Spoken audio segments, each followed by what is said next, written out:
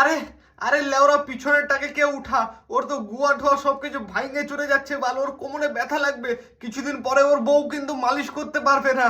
ও sorry লেওরা বর হবে, ওর বর কিন্তু ওকে মালিশ করে দিতে গেলেও ব্যথা লাগে। মালিশ মানে বুঝতে পারতো, ওর বিছানার উপরে যে মালিশটা হয় ওইটাই, ওটাও কিন্তু করতে পারবে না। আরে ওকে উঠা লেওরা, বাঁচা বাল।